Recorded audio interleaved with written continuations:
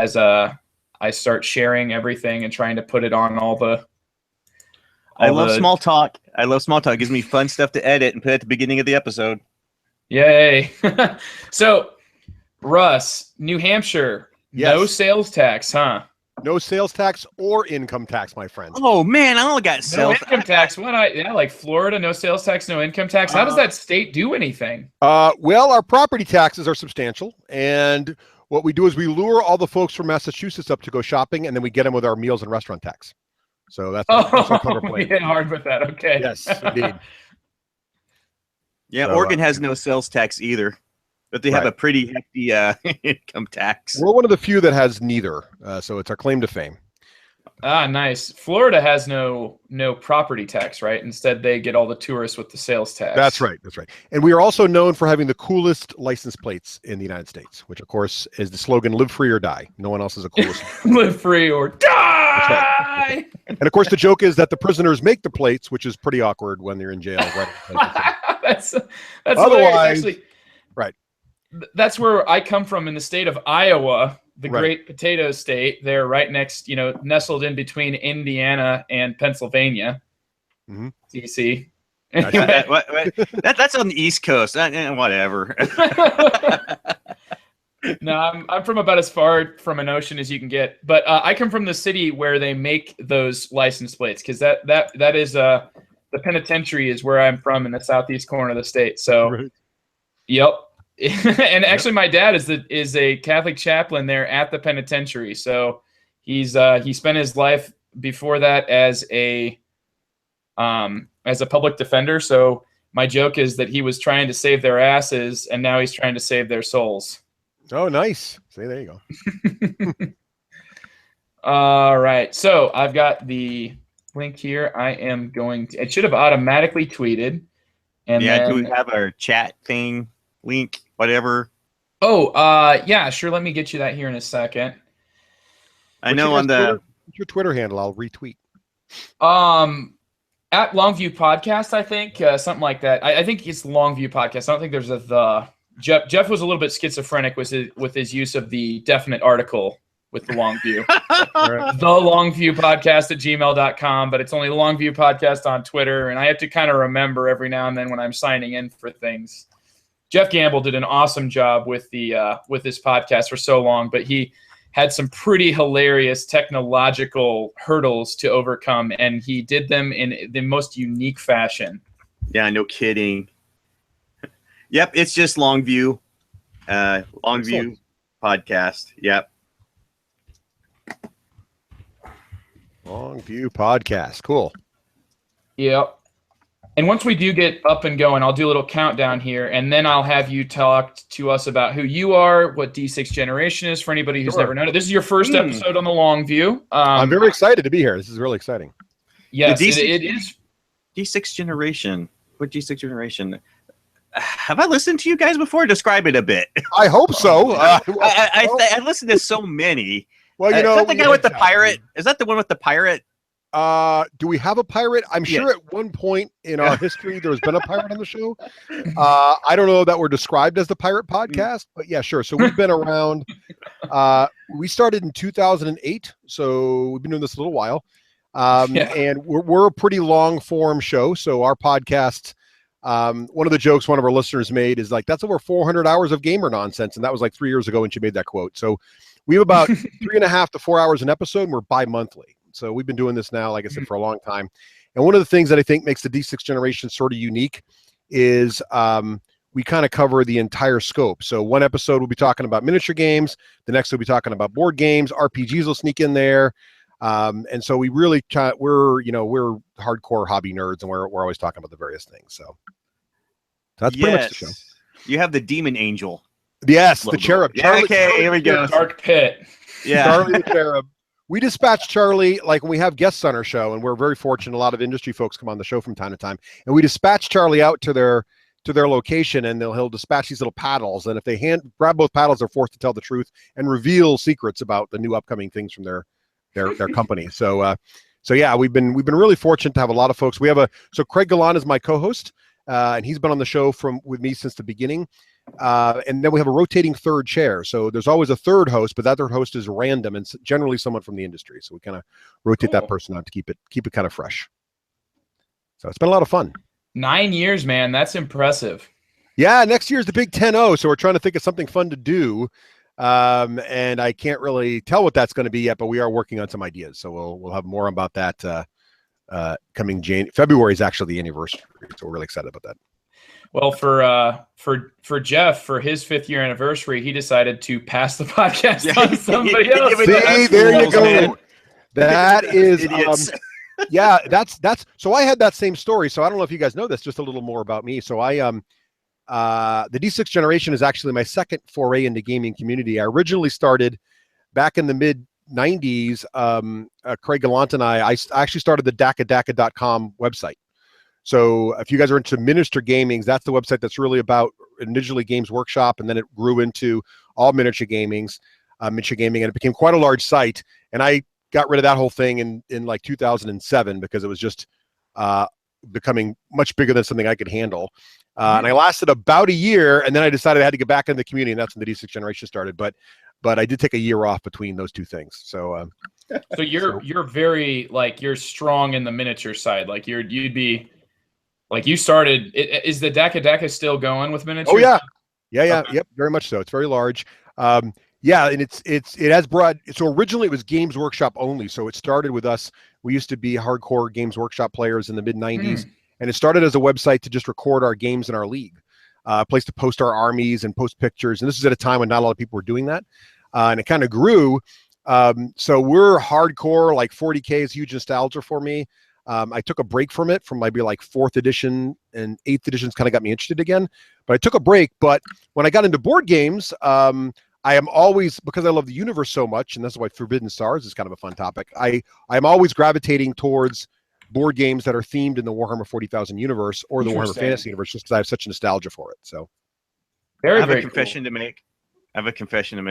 Yeah, I am trying Blood Bowl. There you go. I am struggling. I am struggling. I'm still in the tournament. I'm still in the league, but oh man, it's such a struggle for me right now. It's I think a lot of that stuff, like some of those games, Blood Bowl in particular, it's a really interesting game and it's got a lot of great mechanics, but it does feel a little dated. And I think a lot of us, it's for us, it's nostalgia, because I do feel there are better sort of fantasy sport games now that have really refined it more. Like a Chaos Ball is a much cleaner, I was gonna mention that, fun experience. I've got all the crazy Chaos Ball teams. And I think now Blood Bowl lives primarily on great nostalgia and folks who've just kept with it, and the massive amount of teams they have for it. But as much of a nostalgia as I have for Blood Bowl, I'm the first to admit there's probably better games out there for that kind of thing. Right now, ready? Here's my ranking: 0, 5, 1. Woo! Oh, hey, one. That's a start. Well, Blood Bowl. Yeah, Blood Bowl's a punishing game though. If you're up against professionals, they will crush you. Yeah, it's not pretty. I crowd surf a lot. Yeah. Now, are you playing the digital version, which is pretty much a very faithful replication, or are you on the miniature version? Oh, we're on the miniature version. A bunch of the guys up at the local game store wanted some volunteers to play when they re-implemented Blood Bowl. Everybody bought into it, and I was like the person who made it an even number. I said, just give me a team and tell me what to do. Right. Yeah. And I'm like the token win for everyone, except nice. I did my losing streak did come to an end when I tied, and I was really, really disappointed with that. Nice. Well, hey, you got to take what you can get. Yeah. That's right. Alrighty then. So I've got the link has just been shared with you guys in our chat here on the Google Hangout. If you just click on that, I'm going to really quickly grab something that's going to be a little bit prettier in the background right here than that cardboard box. I am going to run, and I will be back in about 20 seconds, at which point we'll hopefully be close to ready to go. BRB, guys. Okay. All right. Let me throw up so I can I've played Forbidden Stars quite a bit, like 2 or 3 times. Was Nice. Really, really excited, loved it. And then it became one of the great casualties of the great divorce, as I call it. Oh no. Yeah, well, the Games Workshop fantasy flight games. Yes, indeed. Yeah, well, you kind of knew that was coming eventually. Actually, it's funny. You have both those things on here. So the other game we're going to talk about tonight, right, is StarCraft. Which is the Blizzard breakup. Yeah. And that was the Blizzard breakup. And I loved StarCraft, the board game. We'll talk about that more. But yeah, again, same thing. When Fantasy Flight separated from Blizzard on that, it was a very sad day. There we go. I may have cried a little. Yeah. Yeah, it was funny because when I was looking at getting all these games, I got in, that's when Fantasy Flight was still doing the big coffin boxes. And I was like, I want two of these. And my choices were Twilight Imperium, Rune Wars, Warcraft, World of Warcraft, the board game, or StarCraft. And I definitely had to get Twilight Imperium. Yeah. And I got Rune Wars, and the other two slipped away from me, and I'm sad. Well, you saw they just announced the new Twilight Imperium 4th edition coming out. Oh God, yes. It's only for the low price of $150, but it does have a lot of plastic in there. That's cheaper than because I've got Twilight Imperium plus both expansions, which put me over like a $230 on that sucker. See, but this is where, as a miniature gamer, all this stuff's dirt cheap to me, right? Like that's one squad. So I'm like, yeah, no, that's one squad. That's like a mini to put together and paint. It's enough stuff for 4 people to play for $150. Whoa, sign me up! You know, it's not $2,000 a person. So yeah, you'll be able to play with more than 4 in that Twilight Imperium. Well, right, TI 6, right? Isn't it? Yeah, I think so. Mm-hmm. Yeah, you can play like up to 6. Expansion brings it up to 8, I think, too. But it's gonna. Yeah. Yep. Well, I think the thing with TI, and they did not fix this, and I don't think people want it fixed, but we've made a joke about this on our show before. The game length of Twilight Imperium is well undeterminate. It's generally between 12 and 16 hours, depending on your crew. So it's really one of those things that never really ends. So it's hard to get to the table, and I don't think they fixed it because I think the people that like TI, and there are a huge passionate group of people out there that love it, love the fact you set it up a Saturday morning at 6 a.m. and you might get done by 10 at night. Yeah, I love it. When I played at a convention, we played that sucker all day, and we played with the cart with the you choose your actions. We chose one that purposely didn't have victory points. You had to. Oh God, we were for that all day. It was so awesome. Play to the death, and then sometime at 3 a.m. you're like, I think we should just call it. Yeah, like 10 points. We're at 8. It's close enough. You win. You're good. Yep. I know the feeling well. Well, yeah, we don't have those problems quite as bad with the games that we're going to be talking about. But yeah, still Fantasy Flight, though. I mean, we're talking about Fantasy Flight. I assume that you guys, when I was gone, were talking about how you missed out on StarCraft, right? TC, have you played, before we get started, TC, so I don't put you on blast here on the actual episode, what have you played StarCraft and or Forbidden Stars? I played Forbidden Stars. StarCraft slipped through my fingers. I am sad. Oh, right, okay. I played StarCraft a lot, so I've got that. I'm curious to hear. I hear like between StarCraft and Forbidden Stars, there's a lot of similarity. So I'm curious to hear what they are. Yeah, I would definitely jump in. There's a gentleman named Daniel, and he's a huge fan. Like StarCraft is his favorite game, and I approached him and I was like, I know this is your favorite game, and he said, you know what? You know who would be great to talk about this? And he gave me your contact info and. Oh. Yeah. Well, thank you, Daniel. I appreciate that. I just really am passionate about StarCraft. I mean, I talked about it on the show a lot, but I also talked when Forbidden Stars came out, and we did talk about it on our show and review it. I think it does feel a lot to me like StarCraft 2.0. And many parts of it are a love note to StarCraft, which is fantastic. Mm-hmm. The saddest part about it is it's also, and this is what we were talking about before you came back on, it's also a game that Fantasy Flight made and has now lost the license for, so there'll never be any more of it. Which is a really sad story. Yeah. Well, it's still available though, so I think that we're actually getting this. We're getting this one done at least in a timely fashion. You know, for as far as the long view is considered, a lot of times we deal with like. We did an episode on Indonesia, and that game, even though it was just reprinted last year, is it's printed by Splotter, so it's good. It's lost and gone forever. You know, the $140 list price with a totally white back box. But you can't get that. So at least right now, if you go and try to find Forbidden Stars, I think it's still available. So as of the recording, so. All right. Well, you guys ready to get going here? Let's go. Here we go. 3, 2, 1. Hello and welcome to the Long View Podcast. I am Joe Sallin, originator of the Good, the Bored, and the Ugly gaming podcast, and now co-host of the Long View together with a good friend of mine, TC Reed. TC, how you doing tonight? Doing good. Doing very good. TC will doctor this one up all nice, and it's going to sound wonderful. I wonder what the montage is going to include. Because TC, by the way, Russ, we've been chatting here a little bit, small talk, and what TC's going to do is he's going to use every single word that you just used, and he's going to parse it up, and it's going to be taken out of context, and he's going to say something. You're going to be saying something totally contrary to what you ever wanted to. It's going to be like something about Starcraft gives me nightmares. So where do I send the blackmail check, I guess is the question. That's exactly right. So, just send your copy of Starcraft to me. That's what I want. Ouch. That's expensive. Nice. Well, wow. If you haven't figured it out yet, we are joined tonight by the great Russ Wakelin. Am I saying that right? That's right. You are. Very right. Good job. Got it in one. I've heard it before. Thank you. All right. So we are joined by Russ, and Russ is of the D6 Generation podcast, which has maybe one of the longest running release schedules of any podcast about board games out there. Russ. Yeah. Well, thank you. Yeah, I'm very excited to be here. This is great to be on the show. Our show has been around a while.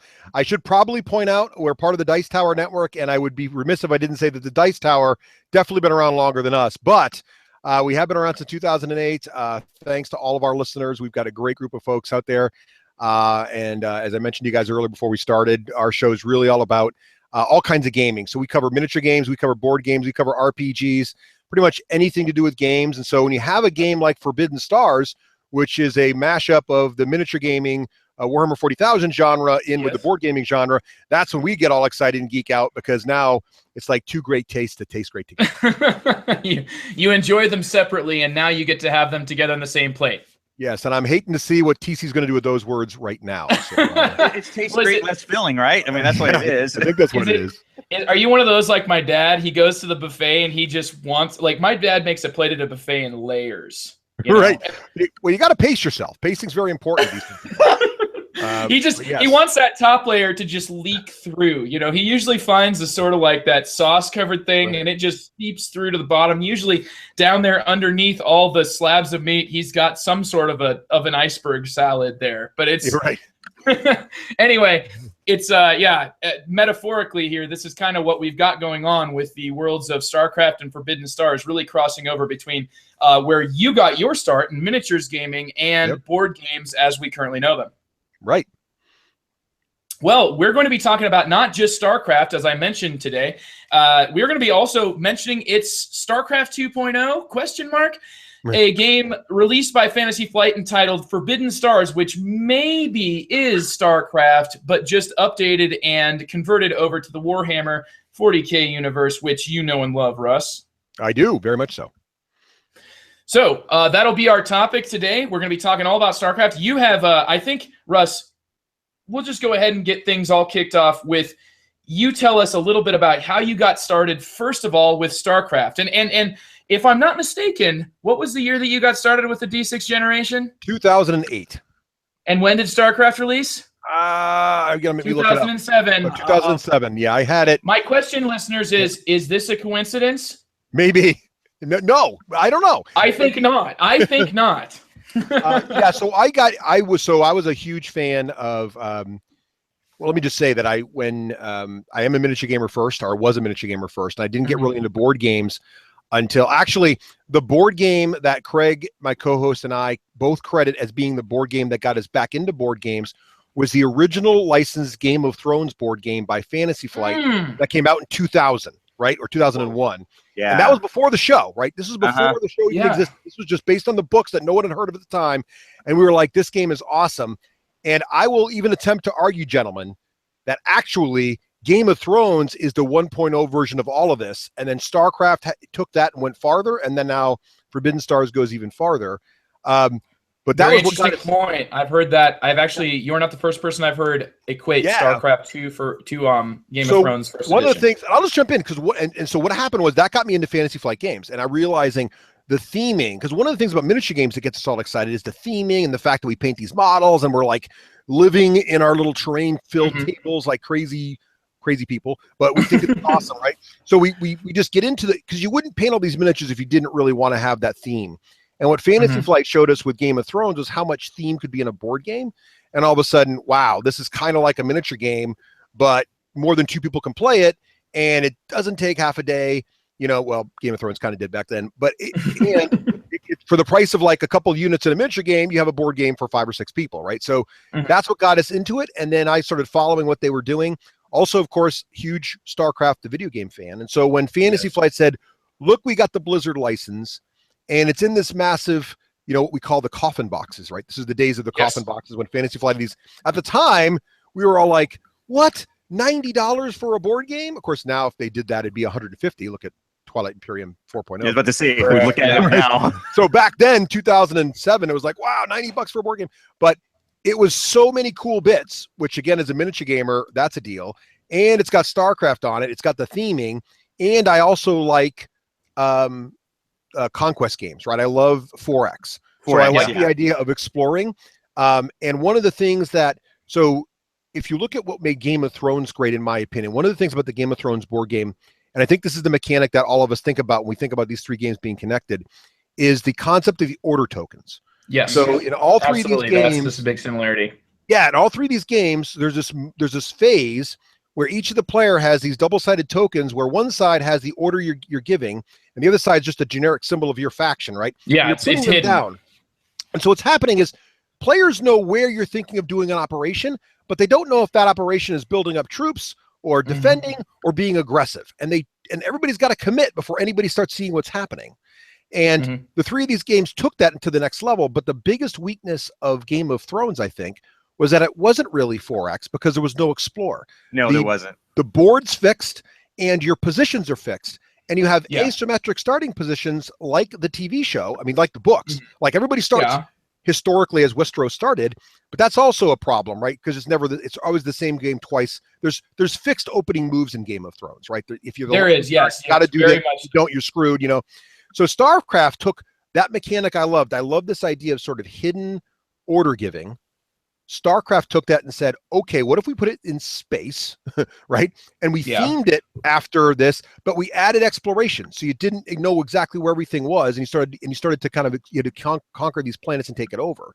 Yeah, that's correct. I would call it more like a dynamic board setup where because there's no exploration once the game gets started, that's so to true. say. Right. Yeah, but you are able to, I believe, as the game is there a way for you to add the I don't think you can add the warp gates to sort of connect. Yeah, you're right. No, you're right. There's not really a 4X in StarCraft either because the total universe is known. But it's variable. I mean, your point is, when you play this game, it's not going to have that sort of variable or not that sort of set, beginning opening. Right. The opening's different. So it's not a fixed board, not a fixed configuration.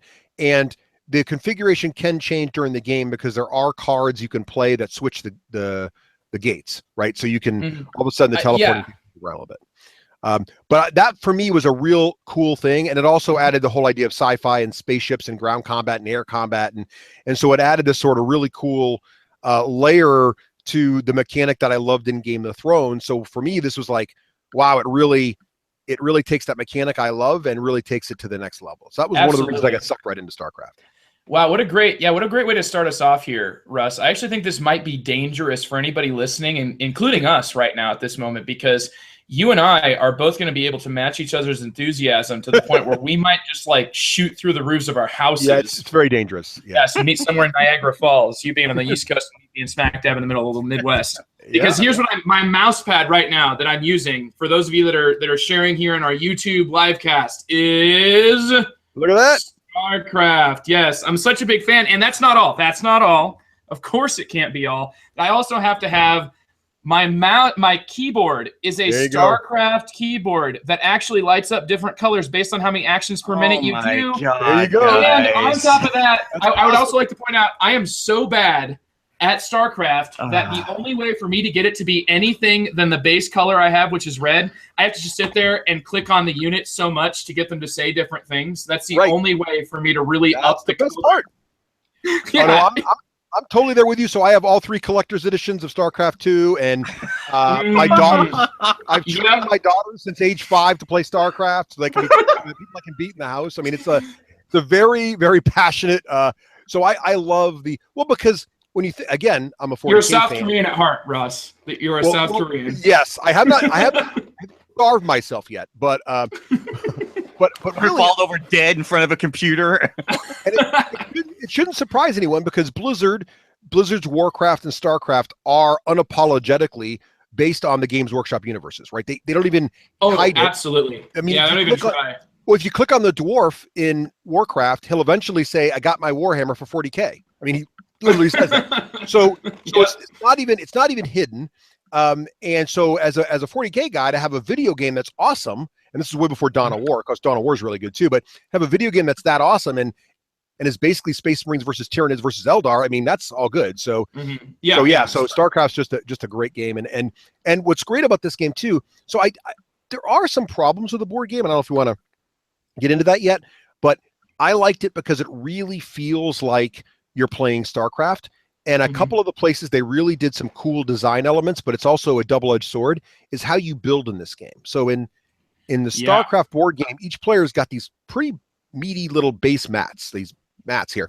And these mats you've got an entire like setup of it shows you how much everything costs. It organizes everything for you. It's huge. It shows you got also these mats have little slots for each building in your air quotes base, right? And then there's these little tiles, and you actually upgrade the buildings in your base, and you put different tiles on them, and you flip them over, and that's building your tech tree. It's just like building your base in the video game. And then you've got these little pool of the workers. So you got the little pools of the drones and the CSVs and everything else. And you actually, when you spend resources, you actually have to move the little CSV tokens from one pile to another pile to show them mining crystal, and you're doing all that stuff, and it is super evocative of how the video game works. Correct. The only problem with it is it's probably the most complicated sort of mustering process in a war game, right? So like it literally takes you like 15 minutes to figure out what you want to build, but it's cool. It's like playing a mini game in the middle of the game, but it really slows the game down. And I think that's probably one of the largest fixes when they went to Forbidden Stars is that building stuff is dirt simple in Forbidden Stars. Oh yeah, so it really did. Yeah, you just have a dial that you measure, and you just spend those resources, and the rules for building are very simple. You can kind of just plop them down anywhere in that system, provided you have a factory. I agree. It really did simplify. I did have one question before we moved on from kind of the lineage of StarCraft, and that is, a lot of people even point further back from Game of Thrones to the original game of diplomacy, and a lot of the innovation. So are you familiar at all with the game of diplomacy? Oh yep. I've played and lost diplomacy enough times to know what I'm not doing. Right. So it seems almost like all the changes that they made to diplomacy that were in Game of Thrones, the board game, were kind of what they built StarCraft then off of. Mm-hmm.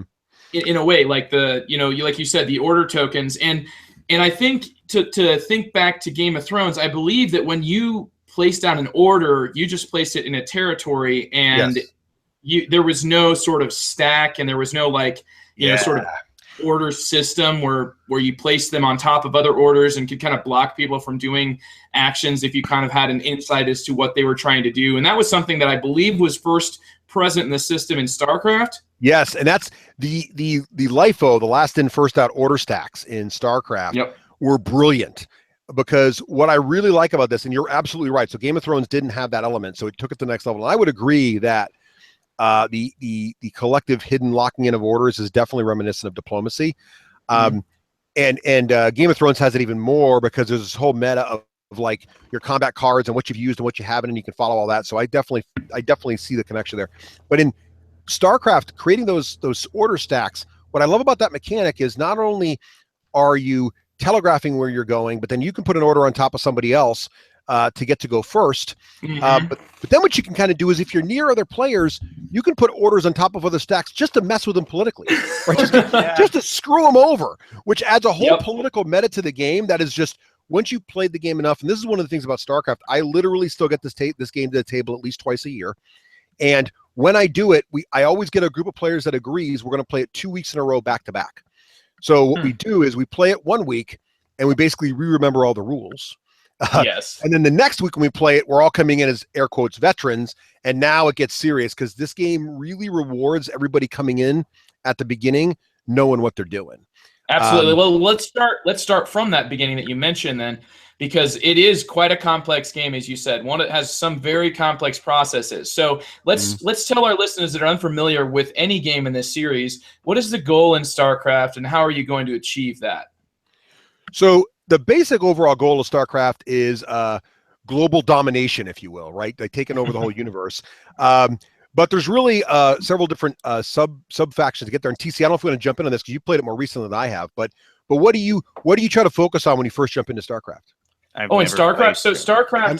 Sorry, I was thinking of Forbidden Stars. Sorry. Okay, yeah, I was going to say, because in StarCraft, it's more like, I think you're right about Forbidden Stars being more about global domination. StarCraft is more about controlling your points of. There's conquest points, right? I got our games backwards. Yeah, they're like little engines where if you control that, you get that many points every single turn, and I believe there's a point threshold that just ends the game. That's exactly right. Sorry, I totally forgot. And one of the factions too, to make it really interesting. So each of the factions in StarCraft are asymmetric. So for StarCraft, there's 6 of them. Remember, StarCraft only has 3 races, but there are 6 of them. That's right, because there's 2. But if you longtime StarCraft fans know, there's really 2 factions with each faction, right? There's 2 human commanders, so they have that all in the game.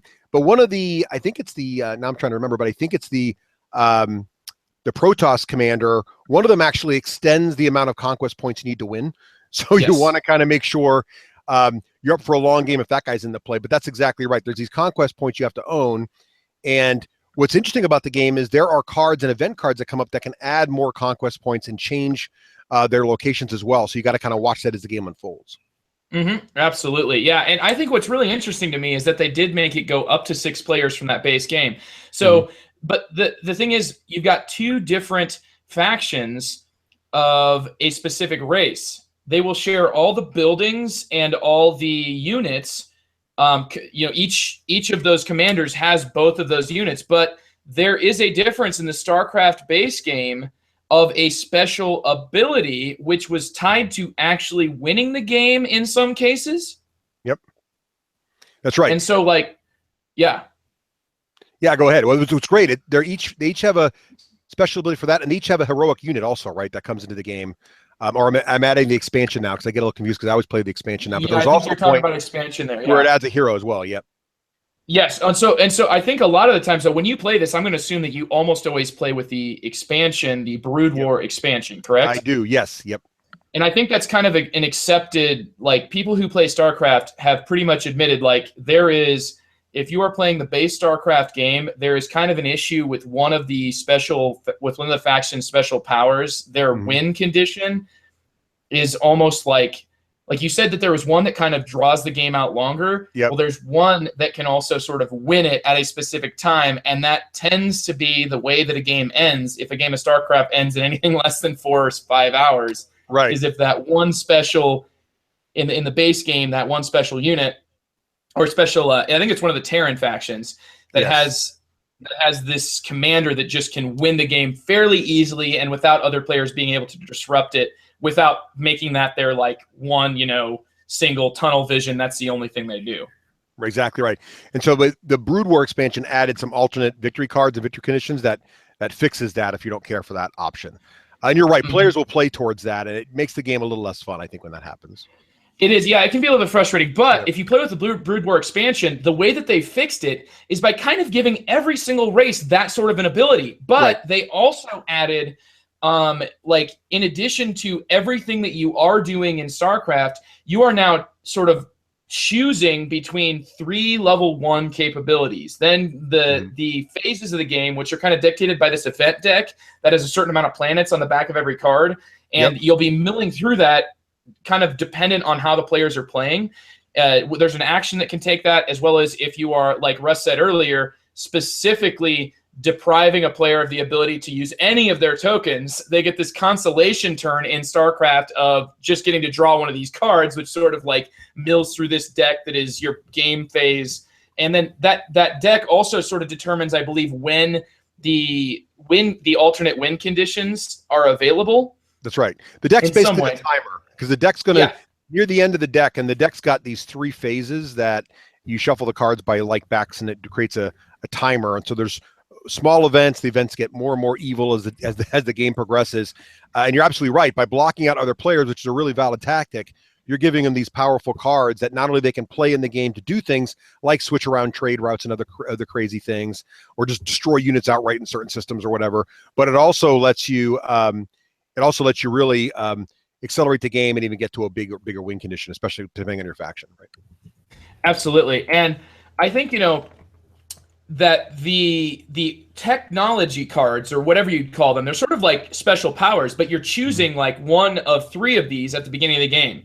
And then once you hit that second phase, you're either going to choose a special ability or you're going to choose your alternate win condition. And this is all Brood Wars added.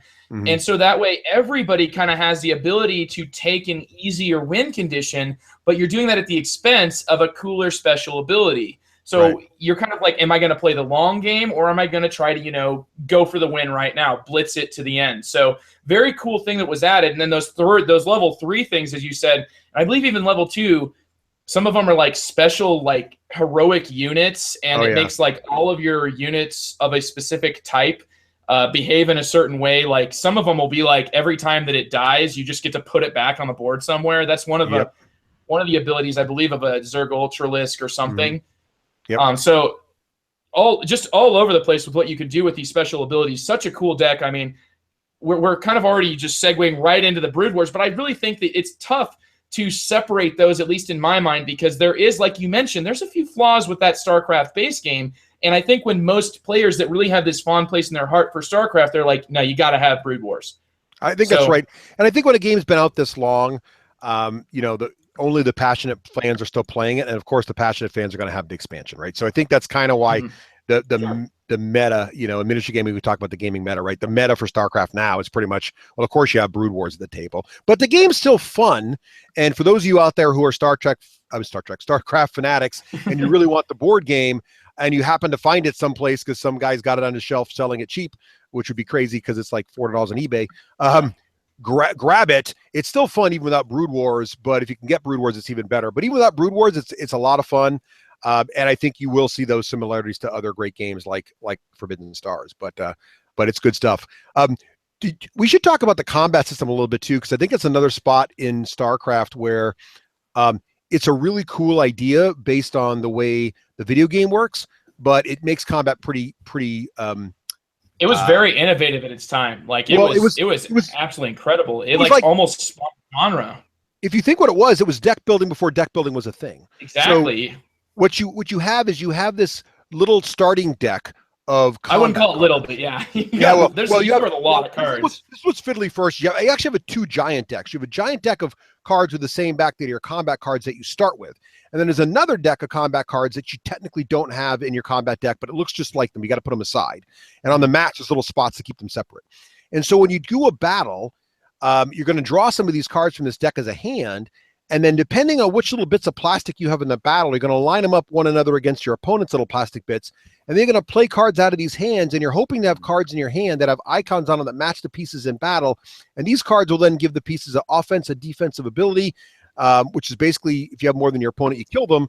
But also what's cool is there's little special abilities on there that start to bring to life the pieces from the video game. So, for example, it might allow one of your pieces to cloak so it can't be hit, or fire the Yamato cannon from the battle cruiser, which kills a lot of dudes. Or that's a pretty big moment when that that hits you. You're feeling the pain. You are, but the thing is, those kind of cards aren't all in there in the beginning. So what happens is when you do research as one of your phases, one of the tokens, you actually, one of the things you can do is take cards from that deck that's not part of the main deck, that's sort of the research deck, find the cards you want to add to your deck, you pay a certain amount of research points, and you bring them into your deck, and now you're building your combat deck and optimizing it. So in this game, it's really interesting. You can build a play style for your faction. You can say, well, I'm really into the basic Marines, or I'm really into Zerglings, so I'm going to try to get more and more cards that are Zergling boosting related into my deck, so the Zerglings are really great. But of course, just like the video game, there's paper, scissors, rocks in the board game too. Yes. So if you push all Zergling mode,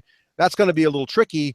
So you might want to have something for anti-armor as well. So maybe you pick your favorite vehicle for that, and now you build. So it's very much like the video game where you can try to have a balanced army, or you can try to increase one particular tech tree really, really fast and spam a certain kind of unit and really be powerful that way. So it really captures that feeling of StarCraft, those different options. Absolutely. And I almost think that part of the reason that this game was so far ahead of its time is because they were trying to mimic these things that you'd find in the video game in a board game setting, which was unheard of at the time. So, I mean, the ability to tech, you had this, essentially you have a faction deck of specific tech cards, so when you build your deck, you've got, it's like Dominion because you've got set stacks. Like you choose what you add there. Yep. And then not only that, but when you take that technology action, like you mentioned, it's kind of quote unquote underpowered because all you're doing is just giving yourself an ability. You also get to draw extra cards from your deck because I think Russ, you said that when you start a battle, you actually draw cards, and that's not true in StarCraft yet. It's Forbidden Stars is when you at the start of battle, you draw. Right. It is 2.0. StarCraft, yes. In StarCraft, you actually have a hand that you start the round with, so you know what cards you have. Like every card has one or more units that it specifically keys to, and then when you play it in a battle to boost that unit, like you said, it's going to maybe have it'll have a higher combat value because you played it appropriately, and maybe even a special ability, like you said, such in the instance of cloaking. On top of that, whenever you take that tech action, you're not only increasing your overall hand size and making your hand more versatile for battles, you're also going to get those ever sought after event cards, which then will, reduce game time. And then event cards usually are some sort of positive, have some sort of positive bonus for you in gameplay terms. So, I mean, there's several different mechanisms that are all kind of working together because I think they probably figured out that, teching is a little bit underpowered in this game, but if we give people cool stuff like the ability to pick several events and choose the best of those, then we're going to have a better overall, that action will be, incentivized, and so to say. So that's one of the actions you can take. As you mentioned, Russ, this uses a unique order system where you place your tokens face down. One of them is to tech, one of them is to attack, as you talked about with combat, and then the other one is sort of isn't it to build? In StarCraft, I believe they only had the 3, and one of them was to build your buildings, which then allows you to later on or build units and redeploy, like you said, and that's kind of the more complex part of the game where you're doing this little management on your board of using SCVs that you've got, and you can add more SCVs. Oh, when you tech, you've even got special powers that are not even tied to cards you add to your deck, right? Right. Well, there's a couple things. So you mentioned the orders, right? So there's mobilize, which is basically attack a space. Then there's research, and then there's build, which you mentioned, and then there's and that's pretty much it, right? So, but then there's special versions of all those too, kind of like Game of Thrones. There's the enhanced versions of those as well. But you're absolutely right. I think one of the things that just makes the game work is that you have to pace these things properly and time them right, so you can keep your technology deck and everything full and flush. Because if you get, as you mentioned before, after battles, they start to get thinned out, and that gives you the feeling of overextending, like you do in StarCraft. I think we interviewed the designer on the show way back in the day, and one of the things Corey we talked about, Corey was on the show. Yeah, when he was on, we talked to T. Peterson. And he was on the show. Corey was on, but one of the things about it that was interesting was they talked about the fact that they wanted to emulate the fact that as your units fight, they take damage, but and eventually if you keep fighting, even though the piece is alive, like an Ultralisk in StarCraft, you kept moving and eventually it would die. And by your deck running out, your combat deck, that's emulated units are getting weaker because eventually you won't have any cards in your deck for the models you want to activate. So you want to take a moment and sort of rest and get your hand back. And I thought they did a really good job of that as well. So there's really, as you say, there's so much going on in this game. And it's not really that overwhelming. Like when you play it, the decisions you make are overwhelming, and as we describe it, it probably sounds pretty complicated, but as you start to play it through, it has that little fun feeling of like a mini game, like when you're playing the StarCraft game, where it's just, I'm just building my base. I don't even care what's happening in the world. And then about 3 turns later, you look up and go, oh my God, what's happening over there with those Zerglings? But I would say that I would posit that even before that, you may have made a terrible choice, because I feel like I have played games of this that were lost in the planet, in the initial setup by poor placement. And just I once had a new player that was just served as a buffer state on both sides of an experienced player that was just able to basically tech up and then kind of like choose which side, which, you know, essentially just kind of like eat them up like meatballs. And then on his way to like me, who I was like clear over on the side, it was just, I feel like because of the structure, he sandwiched himself between the two superpowers and ruined his life. I think it's one of the things they kind of added to Forbidden Stars that StarCraft was dangerous about, which is you're absolutely right. When you set the board up, and if you've got a newbie in the group or two newbies in the group, they could pick their starting spot in such a way that they're really just allowing someone to eat their lunch, right? Or yeah. they could put those control points in the wrong spot. And I think TC, maybe correct me if I'm wrong, but I'm pretty sure Forbidden Stars has an optional setup that's fixed where everybody starts at roughly equal spots. It's in the rule book.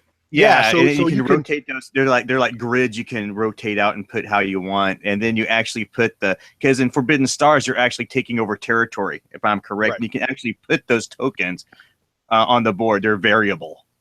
So I like that there's a fixed setup that sort of says this is the balanced version of the game if you want to, but then once your players are experienced, you can go with the sort of random universe setup, but everybody knows what they're doing theoretically and is avoiding doing something silly, right? And another thing that keeps things a little bit more balanced is you have those electric fences, as I call them, in Forbidden Stars. So you can just move those things around and like put a buffer between things for a little bit. Not only, okay, I've talked a little bit about this game with Joel Eddy, and he would disagree with the way that you phrased that. DC, like that being the electric used fences? No. The terminology of electric fences is perfect. It makes sense to me as well. But them being a balancing factor is what he would contest. So, and we'll get to that, I think, a little bit later. So we're still kind of in the StarCraft universe, but you're right. When they moved on to Forbidden Stars, they did like sort of regulate the setup if you choose to, and then not only that, but there was a lot more like forced dynamic board manipulation, because you kind of like could section off areas by moving these like, I think they're like warp gates or something like that. Yep.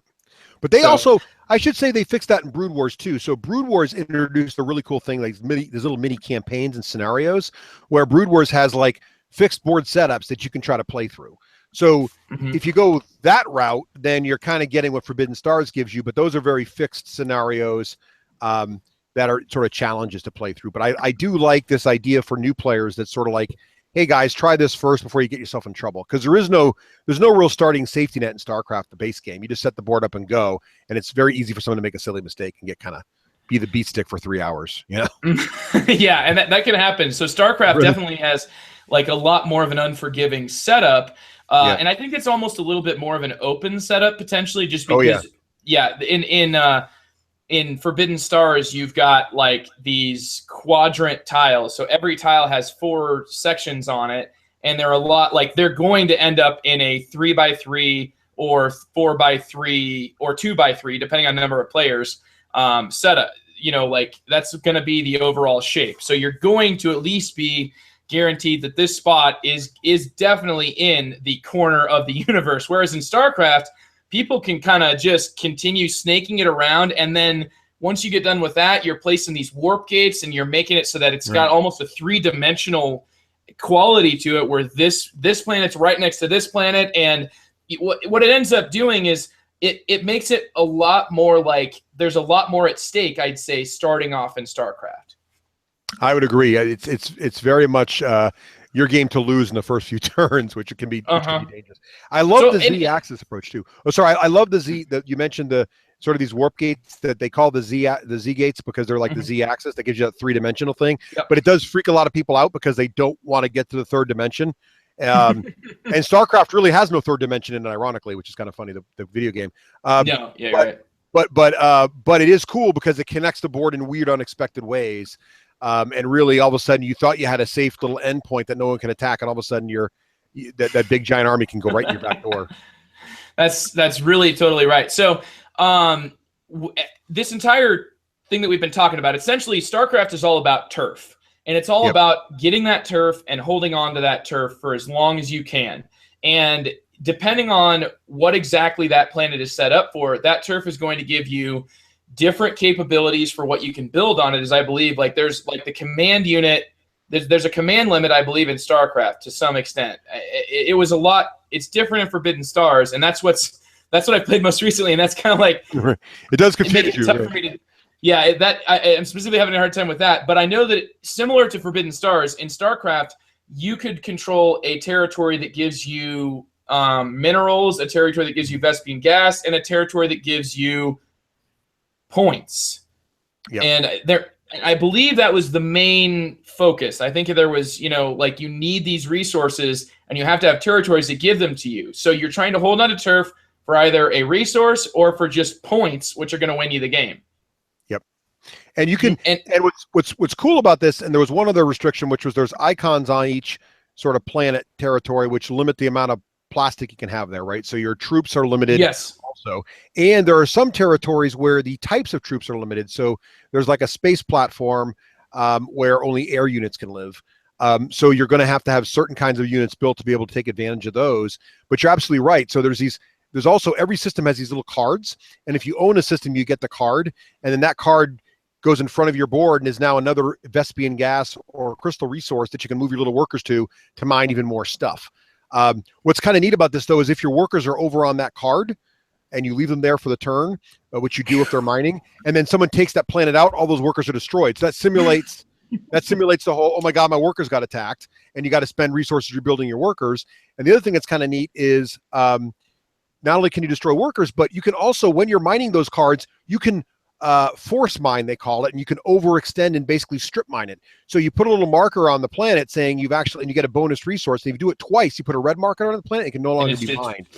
Yeah. So you can totally adopt the old Soviet scorched earth policy and basically wipe out a planet and make it useless if you're about to be invaded and getting taken out. So it's kind of a neat. So again, it's all in there, and it's definitely a little bit the expense of simplicity and elegance. But I think one of the reasons that some of us like this game so much is it's just got it all somewhere packed in there. Absolutely, and not only that, but I mean, you're so totally right. Not only in the way that you can get these resources and the way that you get your units out on the board and the way that you build. I mean, you're right. Everything is in this. I mean, your units distinguish with the expansion and add even more. But I mean, you've got just tons of units, and your units are much more diverse in StarCraft than Forbidden Stars, I would posit. Oh yeah, not even close. The amount of plastic, and again, Fantasy Flight really doesn't make games this heavy with plastic anymore. It was kind of their heyday when they did this, and I think they realized they were losing money or it was just getting too expensive. But there is so much plastic in this game. When you think about the amount each faction has, units and one or two ground units, vehicle units, you have the tanks, you got everything in there. And then you think about the fact that there's 2 factions of humans, so there's 2 those things doubled for different colors, and then there's 2 more factions with just as much plastic for the Zerg and the Protoss. So the amount of plastic in this game, and the amount of unit variety and the amount of different sculpts is really crazy. And they even have flying stands for the flyers, or little plastic stands. I mean, this game, the production value in this game really is amazing. And Forbidden Stars has great production value too, don't get me wrong, but they just don't have quite the volume in there. It's like the efficiency expert sort of came in and was like, hold on, we don't need all of these things. We can abstract out, and we can just, these are it's like they sort of came to the core of what you needed to make the game, feel different. And they sort of tried to extract that and then make it so that all these, like you said, everything in the kitchen sink was really nice. And it's what a lot of people still will go to StarCraft, even though Forbidden Stars is out. And like you said, StarCraft 2.0, got two totally different games there, and almost 2 different gaming philosophies. I would agree with that. And I think Fantasy Flight, and this is going to get very meta, so I'll stop here, but I do think Fantasy Flight had a pivot somewhere between 2008, I would say 2013. I know they also got bought, but I think they had a pivot from just building crazy big games because they were doing well, and they just thought, now we can build the games we've always dreamed of. And at some point they thought, you know what, we really got to think about, this is fun, but we've also got to think about really making money and be profitable and being around for years and years. And so we have to do this responsibly. But there was a period in there where I think they were just building crazy awesome games just because they could. Yeah, it seems like that happened around when they got the Star Wars license. Because the last game I remember coming with like a crap ton of plastic minis was their reprint of Fortress America. And after that, I never saw something like that ever again. Yeah, I would say Forces the of early. America was a little bit still like those minis were fairly small compared. Like StarCraft, we're talking huge miniatures. Yeah, and I think they've redone it. Like, if you look at what they did with, we're going to get on a side tangent now, but I'm sorry. But if you think about what they did with Descent, so I'm a huge Descent fan as well, original edition, and then through all the campaign systems. And if you think of the first Descent, which was also a coffin box, it was like StarCraft. There was so much stuff in that initial box. If you look at Descent today, those same number of miniatures are out there, and I would argue they look much better, but they're all mini purchases bought separately, right? So there's like a little tiny box, and you buy each guy, and so you can have just as much stuff, but it's going to cost you three or four times as much. And I think it's just a sign of the times, and A, pricing going up for building stuff, but also B, I think they're being a little more responsible as a business, which as a person who wants to see them around for years and years because they make awesome games, that's awesome. But as a passionate gamer, it's kind of a shame. I'm glad I was around when they were doing crazy things and got to have some of those. What's crazy really things. interesting, Russ, you got me thinking here, and it's like I was trying to think like who does it like that now, and I would say that right now the people who are doing this sort of old Fantasy Flight mindset of like let's make everything we want and let's put it in this like huge game and it just is a perfect purchase. Like the people who are doing that right now, I would say, are Cool Mini or not, and they're doing it on Kickstarter. So it's almost like Kickstarter's doing it. Yeah, Kickstarter's doing it because they can get the money in advance and they can know like, well, people are paying us how much we would want to make this big old Fantasy Flight coffin box, but they're paying us and we can be guaranteed that we get paid because if Fantasy Flight makes that same decision and then they sell less copies of StarCraft just because they put so much in it that it priced people out. That's, I definitely can see what you're saying there. They're doing these smaller boxes, and they still do that with Cool Mini or not. It's just that you get them all if you kickstart it. And quite frankly, sorry, TC, go ahead. I was going to say what's really surprising is when I got Star Wars Rebellion, after I bought all that and I compressed it back into the box, how much empty air was in that box. Well, that's been a joke on our show forever. Fantasy Flight is the worst box control. They have it's always been giant air boxes. I mean, if you look, I have the original. Here's another great example. I have the original Rune Wars, not the miniature game, but the board game, when it was a coffin box and when it had 3D mountains that came up through the bottom of the thing. It was like this, it's an awesome looking board. They redid Rune Wars and they got rid of the 3D mountains and it's all a little flatter. It's still a nice game, but again, and I think you're exactly right about the Kickstarter thing. And if you think about when Fantasy Flight shifted, it's post 2011, which is when Kickstarter really showed up. And I think Fantasy Flight said, you know what? We're never going to be able to. The Kickstarter guys are always going to do the crazy big stuff. So we're going to focus on just making really tight, really great games. And which is fine. I think they do. Don't get me wrong. I'm looking at some of the stuff. I'm going to Gen Con next week. I'm looking at some of the stuff coming out. And they just announced a new version of Civilization, which I'm hugely passionate of. I love 4X. I'm a sucker for that. They just announced just TI4. So there's stuff. There's going to be a line at their booth. Yeah, no doubt. A Fallout. I mean, they still got it. They still got the magic. Don't get me wrong. But StarCraft is one of the games from that time period. The Warcraft board game, which my brother has, another big coffin box, again, Blizzard license. Just the kind of games which were just super deep, took you all day, tons of plastic, really amazing. Wasn't there a 2-player Warhammer game called Horus Heresy? Horus Heresy. I was actually going to use that to say like I have that one. That is crazy. That was a giant epic box that has 2 players. Oh, man, it's so small though. Like everything in that box is like because of the 3-dimensional terrain. That box had to be huge, and the actual miniatures can fit into like I swear they're about this many miniatures. This little snowball microphone of miniatures that I could hold like this, and it's a box. It's like impossible to put on a shelf. Size of an airplane. And the thing is, and mine's the same. The StarCraft's the same way. You can fit StarCraft in about a quarter of the box, but I've actually got. We talk about this in the show all the time. I love to organize my game boxes. I'm kind of a nerd that way. So I have all the Plano cases, the tackle boxes. So my StarCraft is full because I've got like 6 Plano boxes, one for each faction, all pre-sorted with the cards and everything. And, so I need the coffin box for the sorting and the box control. But you're absolutely right. I mean, they could go down to smaller boxes, and that's probably why they did, so you can put them on your shelf nicely and all that. But it was a neat time period. And I would say Horus Heresy is probably near the end of that period when they just did these huge coffin boxes that were just crazily overproduced, but who cares? They were awesome. That's absolutely right. So let's talk about then that transition, because really like we see the transition from StarCraft, the board game, to Forbidden Stars. StarCraft definitely in the former, huge, let's put everything in it, giant miniatures. Forbidden Stars still, I would say, is going to please your miniatures crowd, but at the same time, you have much more of a focus on, instead of just representing things, you're seeing a lot of distillation going on. So actually, Russ, would you just tell me, like, what about Forbidden Stars strikes you as being the most, I guess, changed, and what are some other things that you can see as like being fairly unchanged? Just tell me a little bit about how did Forbidden Stars, how is it considered in the same family tree as StarCraft, and what do you think in general, like, which one would you go to? So I think so I own Forbidden Stars also, because 40K nerd, and also and I did, when I read the rules, because Fantasy Flight's really cool about putting the PDF files up early, and so you always get a chance to read those rules, and that helps me kind of decide if the game's what I want to do. And you can't help but notice, as soon as you read Forbidden Stars, the order system and the order tokens. And again, as soon as I see those, I get excited, because I love that mechanic in StarCraft. I love it in Game of Thrones, and here it is again in Forbidden Stars. But Forbidden Stars fixes two of the things that are the most fiddly in StarCraft.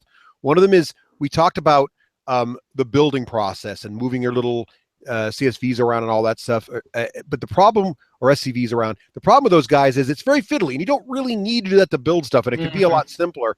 And Forbidden Stars actually kind of took the resource wheel concept right from Rune Wars and kind of sucked it in and said, look at your wheel and build your stuff. That's awesome.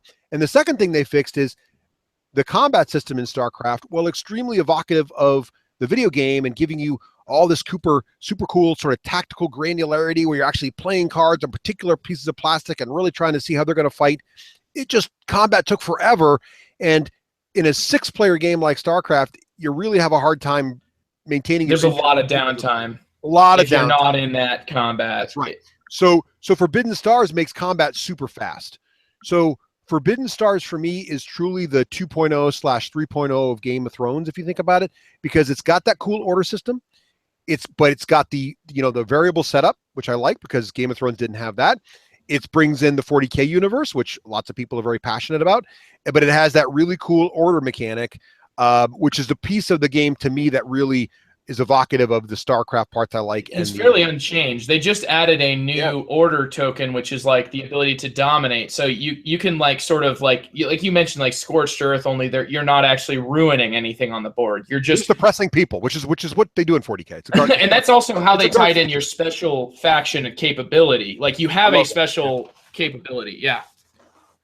Yeah, it's great, and that's, to me, but that's the nutshell. To me, that order system, the essence of that order system, is really what makes these games unique. No, you did a great job there of telling us what things you see as being changed and what things you see as being different. I think, the setting changes, and I think when I play the original StarCraft, it is so evocative of each race. Like the same strategies that work and that are present in the video game are present in the board game. Zergling Rush is there. Your air capabilities, which we never really got into, but I think that when we talk about combat in Forbidden Stars and the way that they integrate air, it'll be a nice time for us to compare and contrast. Other things that you mentioned, though, I mean, like you said, the order system is the part of this game that just melts my brain. And I love the order system. I love it, because some guy will just sit in their hometown territory and just put like 3 stacks on, and you go, no, just put one of yours on top, and they are out. And you can just do whatever. You can just run ram shot all over them, before they could even take a single action. That is the most awesome thing I've played in a long time, and I did it a lot. So cool. I absolutely agree with you, TC, because I love Screw Your Neighbor games. I love that part. Oh God, you guys mentioned diplomacy in the beginning, and diplomacy is the ultimate Screw Your Neighbor game, right? I mean, people lose friendships over that game, and again, Forbidden Stars also keeps that part of StarCraft that really, I think, was a great innovation over Game of Thrones, which is the stacks, right? So Forbidden Stars has that as well, and that ability to lock people out and just look at the look on their face when you just put your token on top and be like, one token on their stack of 4. You're like, oh, how does that feel? And there's and you gotta make a sound effect. Consolation in Forbidden Stars. You just sit there. You just pass sit your there turn. And take it. And look at your cards and cry. It's awesome. And I think that was a nice mechanic in StarCraft. There's a little consolation where you're speeding the game up and helping that person out by doing it. So I do miss that little bit of mitigation in StarCraft. There's a little bit of benefit for that, but I still love it and wouldn't trade it. I think it's a great mechanic. Yeah, I think that's the one part that just remains unchanged. I mean, you've got this stack that you're able to manipulate, and man, it is it is so just intense, the types of brain melting decisions that come up, because you have to essentially, because it is that sort of last in first executed, you have to pretty much plan your turn in reverse. And you have to do it with a lot of uncertainty there of who's going to be going where and what they're trying to do. And you've got certain, like a general idea of like, well, I definitely want to take a card so that way I get to use an event, because in Forbidden Stars, they do events quite different than in StarCraft. StarCraft has, this is something I thought was really cool that they added to Forbidden Stars, that your event deck is specific to your faction. Yes, and you can upgrade them. Yeah. Yeah, what you're doing is every time you do the research capability, you then place a token on top of your deck, which means I'm going to get to draw one of these cards. And the more tokens that are there, which I think the most you can really get is 2. I think there's some reasons you might get to draw extra ones from like non-token abilities, non-built into the game system abilities that are faction specific. But you're usually drawing one of like 8 abilities that you start the game with. Some of them give you permanent cards that sit in front of you until you maybe choose to use them, or just permanent effects. I'm not sure because I've only played it once. But other cards are like tactical advantages that happen once, and these are one of the ways in which Forbidden Stars has found an ingenious way to make your specific factions like spirit sort of leak into the event system of the game in a way that was not present in StarCraft. While yes, they did pare down, like you said, Russ, a lot of the kitchen sink things that were like all these different units. Everything is so different. All these different cards. Every single in battle you make your pairings and you do all these things that take forever, but they do have a benefit. Here in Forbidden Stars, they focus on things that get to that same point, but without nearly spending as much time or adding as much heft to the game. Yeah, that's exactly right. And I think it's a good lesson. And people always kind of ask, ask us, and I don't know why they ask us, but they do. How has gaming changed? Like, people kind of say like the game doesn't feel modern, or it feels like it was made in the 90s. And I think you can see, if you compare StarCraft to Forbidden Stars, you really see how the thought process around game design and really refined mechanics has shifted in the last, I would say, 5 to 6 years. Absolutely. In a good way. Because I do like, and I'm an older gamer now, I've got, teenagers and when you're an older parenting gamer like myself, you don't have a lot of time. So what I like about Forbidden Stars is I can get an epic sort of feeling space opera game in about 3 or 4 hours. Whereas in StarCraft, it was closer to 5 or 6, and Twilight Imperium is closer to a day and a half. So it's really be able to sit down and know, if I'm starting at lunch, I'll be done before dinner. And I think the other thing about it is it's good and bad is, yes, in the core version of StarCraft, for essentially the same price, I got 6 factions, and in Forbidden Stars, I'm getting 4, but the limiting to 4 keeps the game also its runtime reasonable. And these 4 are 4 different ones. Oh, it's very not, different. Your 3 very different. That are multiplied by 2. Like these 4 are vastly different. Yeah, in a good way. And I think that's a really good point. You mentioned that earlier with the decks and everything. They really worked hard to really make the factions feel very, very different and capture the essence of those factions from the 40K miniature game. And there's actually 2 miniature games represented in this for Games Workshop fans. It captures both the feelings of Warhammer 40,000, but also the older, now out of print, Battlefleet Gothic, the sci-fi game, because you've got ship sculpts in orbit that look like that are reminiscent of Battlefleet Gothic stuff, and then you get your ground forces that are Warhammer 40,000. So those of us who used to play both those games and are like, I'd really like to have 2 of them together, this brings that all together and kind of fulfills that dream in a 4-hour package, which is what an interesting new layer that you've just added to that I was totally unaware of. Like that's quite an interesting sort of marriage that you see here in Forbidden Stars, because Forbidden Stars did a lot more of like, Warhammer generally focuses on either ground or either air, and here you've got them both. Exactly. And that's one of the things that was missing from StarCraft that I was thinking that was a valid complaint, because the StarCraft video game never really featured space combat. I mean, yeah, there are space levels, but it's really just ground in space. I mean, but what they do in the in the StarCraft board game, they have this, you're supposed to be in these solar systems, but all your air units are really air units in planet Atmo, right? Or maybe they're on a platform in orbit. Just hopping around. I agree with you so much. There's nothing in this game more frustrating. There's nothing in StarCraft that's actually in space. And when you're taking over solar systems, that feels wrong. But here in Forbidden Stars, they clearly have spaceships. There's clearly space combat. There's clearly spots on the planets and spots in orbit. And that I think that really adds to the feeling of the game is actually bigger than StarCraft was, even though it's in a smaller package. Absolutely. It gives it like that sort of like land units being then bussed by sea units that are their own specific type of units, different type of battle, different card abilities that you can activate. Just really, like you said, gives you that, like you definitely feel that this is a land unit, this is a sea unit. In StarCraft, it is the age-old frustrating, I can't believe it that one Wraith is going to take out all 16 of my Zerglings, you know, and it like slowly chases them to the far reaches of the map, and it's just, in this game, it's just, like it's just going to kill them, and it's just really frustrating. It's like, no, you can't just take out 16 units with one guy. I would hide, I would burrow or something. No, you don't have the burrow card. But anyway, the thing is, here you do have your land and space, like you said, working in a way that feels intuitive. And it feels to me like it's not just that frustrating, like, oh, this is an air unit. It basically means it's untouchable by land units unless you've got a special ability that's only a part of that one land unit that can throw some sort of a net or a snare that brings it down or is able to target those. So, yes, I really love that difference, Russ. It definitely brings what I thought was even, I mean, I know they even conserve that in modern StarCraft games, and it still is like, air units in StarCraft still are not bussing you. It's not a true space game, like you said. Right.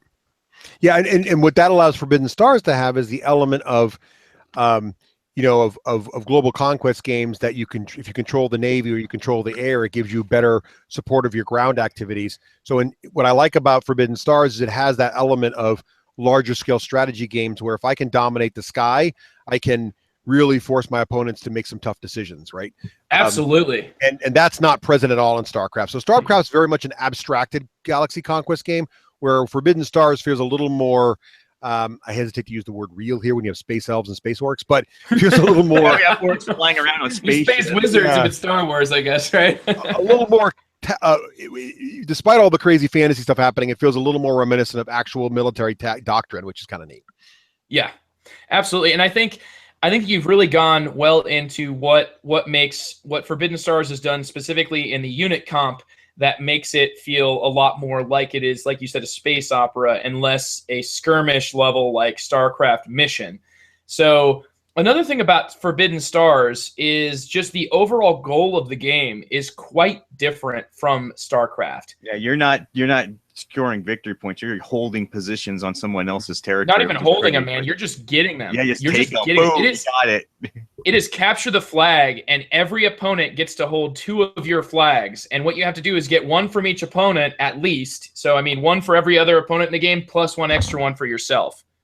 And these are known, right? So you have to kind of, it's just all out there, and every player can see it. So, I mean, it does still have that sort of unforgiving thing where if you could have a new player that's just like, yeah, I'm going to put myself all in my own home system and put that tile out last without any flags on it. And then I'll just put these nice little like, hey, would you like a flag? There's one here for you, and there's one over here for you.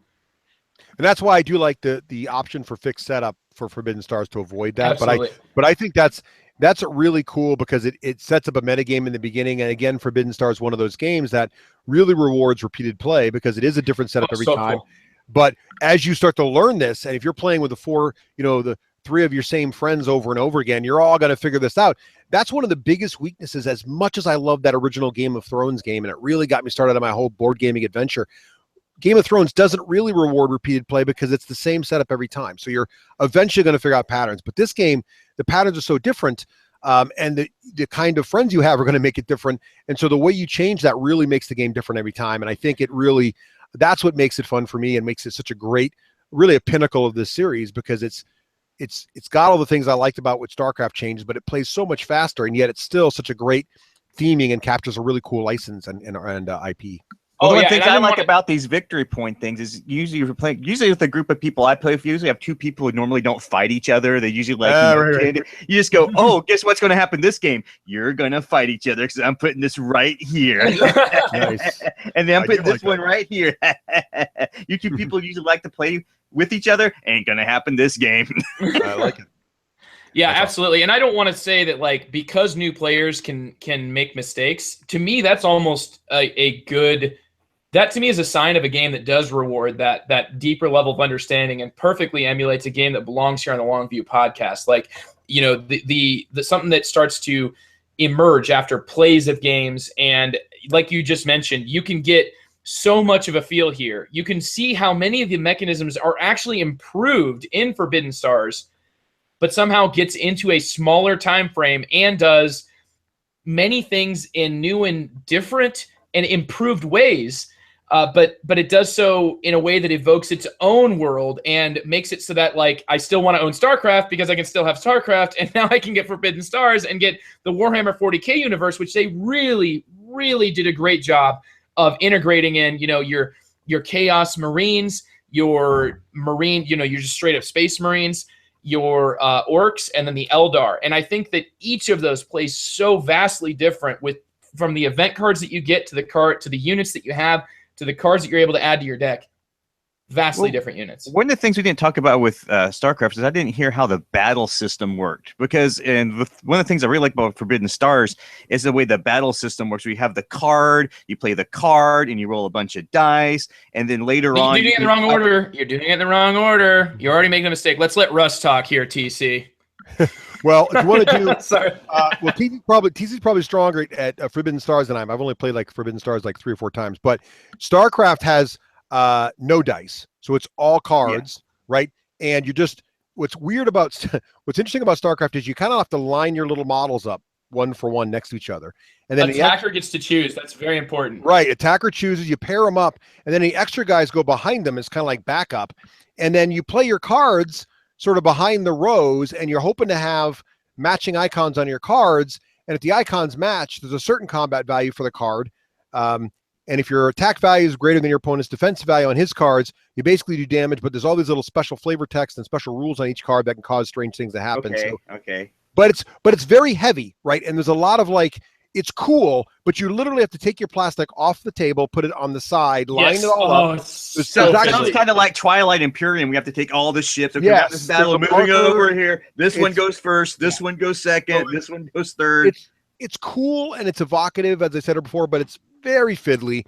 And so, TC, you can talk about how the combat system works in Forbidden Stars, but it's much, much faster. Like a battle in StarCraft could take 10 minutes if you have enough pieces and you're really thinking it through.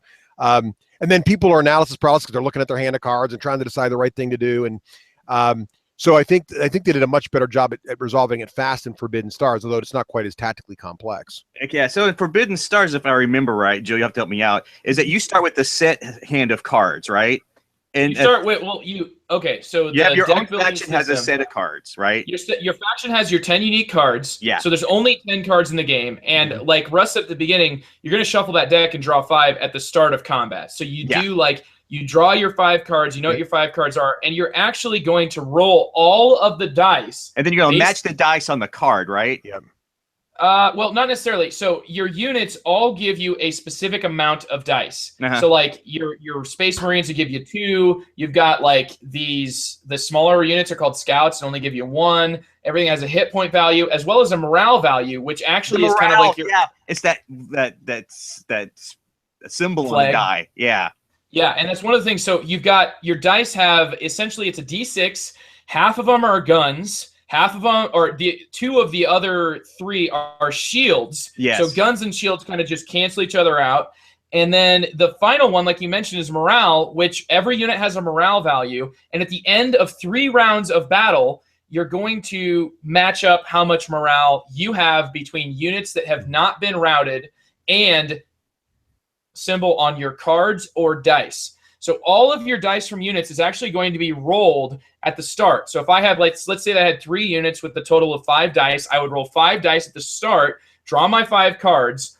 At that point, I get to decide whether or not I'm going to put down reinforcement tokens, which is a nice little change that I really enjoy. It's something that you can get from like dominating regions. These are essentially just like, they're not going to give you dice, but they're essentially a meat shield. They're just a little meat shield you can put down, and you get to see your dice before you decide. The attacker always has to make decisions first in this game. Well, at least they have to play their cards first. But once you've got your dice rolled and all of your units sitting there, which essentially your units are just like each of them is a certain amount of hit points. If a unit Well, at that point, you've also got your reinforcements added. Now you have 3 rounds of combat. You're going to draw 5 of your 10 cards, so that you're only ever drawing half of your entire deck. And it's always exactly half, because in Forbidden Stars, whenever you tech, you're going to remove as many cards you as always have 10 cards. You remove one to build the other one in. Yeah. Yep. So you can do your proportions a lot easier. It's like you get 50% chance of getting every card, which makes it really cool. I mean, by the end of the game, you probably have 6 or 8 of your cards are probably upgraded versions of cards that are similar to what you can tech in StarCraft. So that's fairly similar. Now, whenever you play a card, you're both going to play them simultaneously face down. Attacker reveals first. It's like Dominion. You start at the top of the card. You're going to work down that card and activate whatever that card says. You're going to have an ability that goes off no matter what. And then you have another ability that only goes off if the right unit is played. So now you've got like this automatic special ability that's tied to every single card. Whereas in StarCraft, it was a lot more like some cards had abilities. Most of them were just attack values that you added. Here you always have that attack ability and then a potential added ability based on whether or not you have the right unit in there. These can allow you to do things your cards off. Yes, and on top of that, you've got symbols that are at the top of the card. And in subsequent rounds, should you not annihilate your entire opposing force, you're going to actually splay cards on top of one another, making sure not to cover up those symbols, because those cards are cumulative. All the symbols that you play are cumulative, meaning that, like, I start with 3 guns and 2 shields from what I've rolled. Now I play a card that gives me 2 more. Oh, yeah, that adds to them. One more shield, and it's cumulative. For the next 2 rounds of combat, I'm still going to have all of those. So my dice are not just getting rolled at the start of every round. My dice sit there for several rounds of combat as they oppose the opposing force. It gets this feeling of like this war of attrition in every single battle. Like, and it just, at least it can come to that depending on the composition of each force and the size of the force coming into it.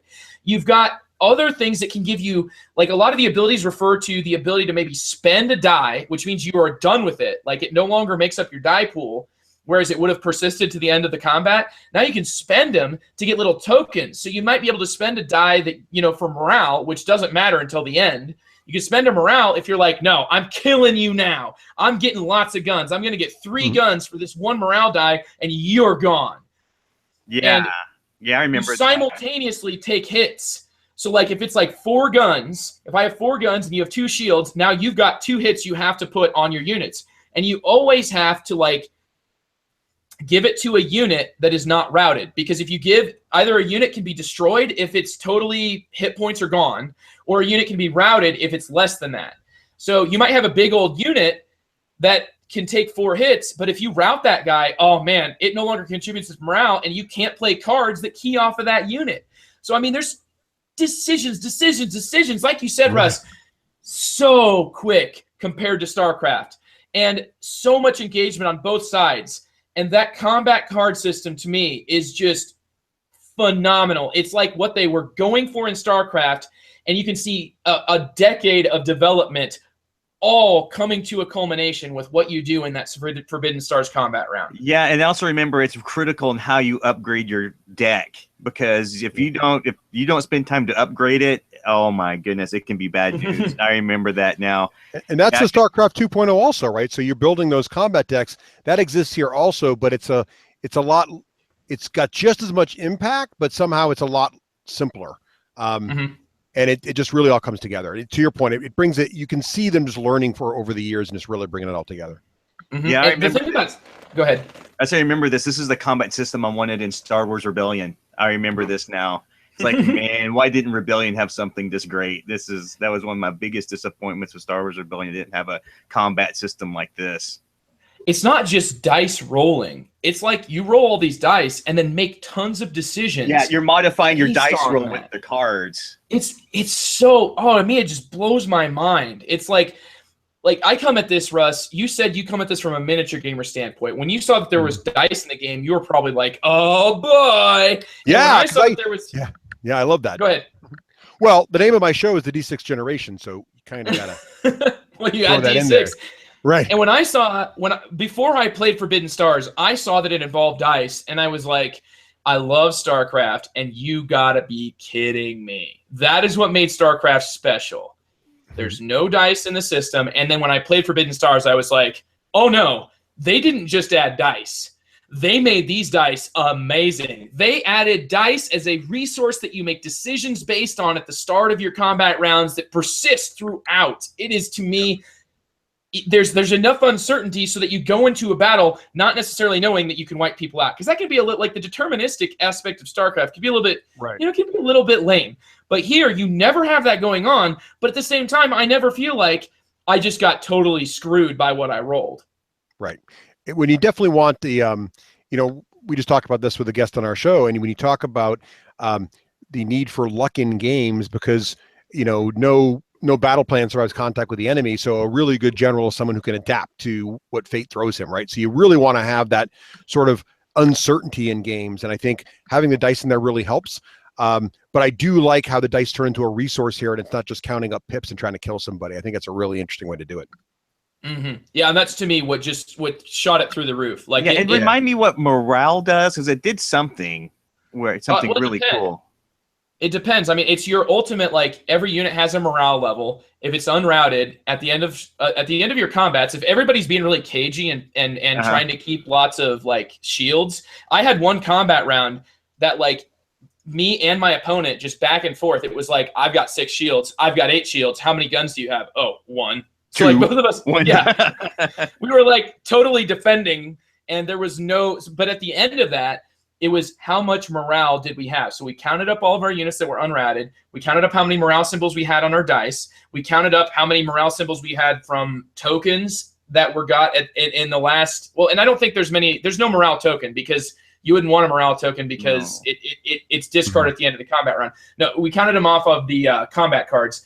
And that's how you actually determine your victor, who gets to take the turf. And then your other person gets routed automatically and then retreats. Yeah, so whoever had the highest morale. Okay, I remember that was key. I remember one battle I had in that, it was just the meat shield thing. It was whoever rolled the most morale took it. It's like, well, I guess I have higher morale behind my shields. See you later. Yep. It's the big stick. Like, morale is the big stick.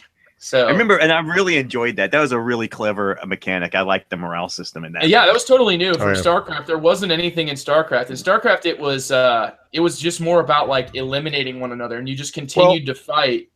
And I think that's from the theme, right? So there is no morale in the video game, but in Warhammer and in most miniature games, morale is a huge part of the game.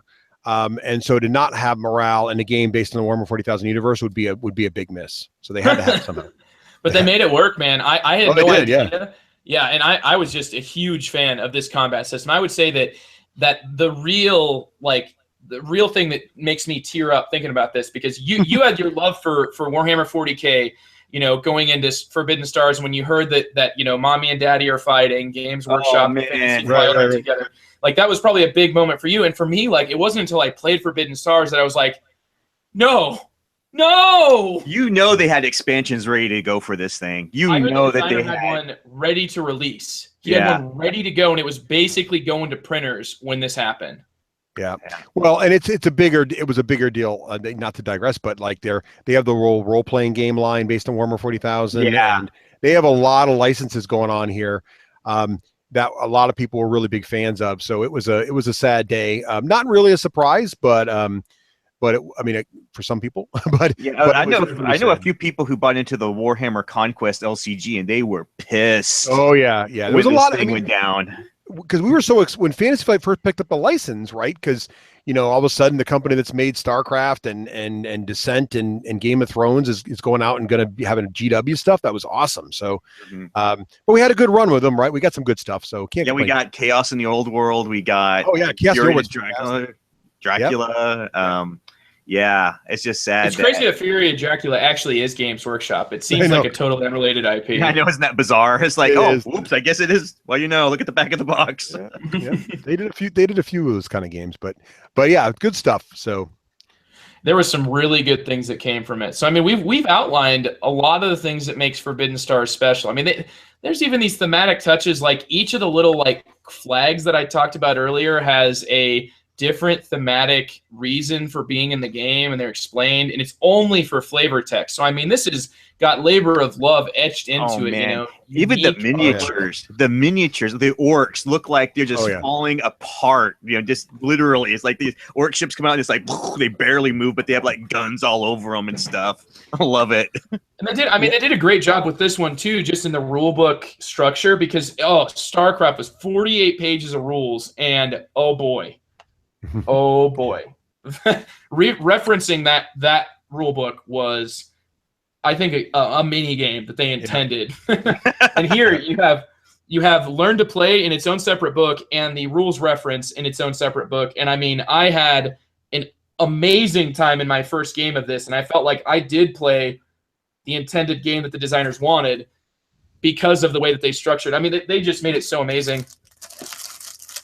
Yeah, that was a big shift, and I think it was a great shift when they moved to the two different books, the learning book and the rules reference book, and they do that for all their games now. That was a great move by Fantasy Flight, and it really makes their games some of the easiest to learn and to quickly get back into if you've taken a break from them.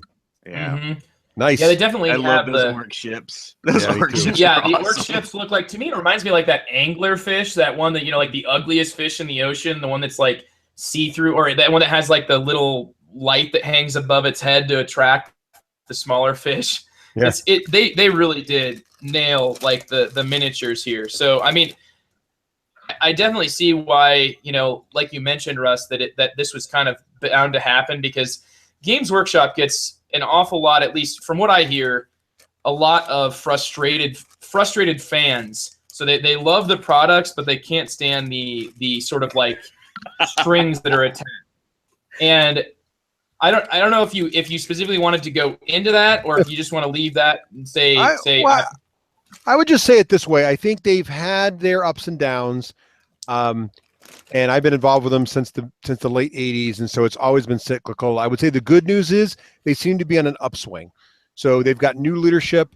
The new Age of Sigmar move seems to be very, very well received, which is their new take on their fantasy game. The new Warhammer 8th edition is getting very well received, which is, of course, their new edition of that. So I think they're heading in the right direction now for their fans. And it's a very exciting time to be a Games Workshop fan, I think. But it is a shame that some of these licenses with really, really good board game manufacturers have kind of gone away. But there is a new 40K RPG in the works with another license deal with a different company than Fantasy Flight. And Ross Watson, a friend of our show, he's been on a couple times. He was one of the original guys. He used to work for Fantasy Flight Games on the RPG there. He's involved in that project as well. So if you're a fan of that, you'll see it again. So there's some good things happening. I think GW is figuring out what their fans want and delivering to them, which is fantastic. It's just a shame that Fantasy Flight couldn't be part of that, because Fantasy Flight always does that. I think Fantasy Flight has that kind of, just, you know, they have that badge on their sash. Like that's right.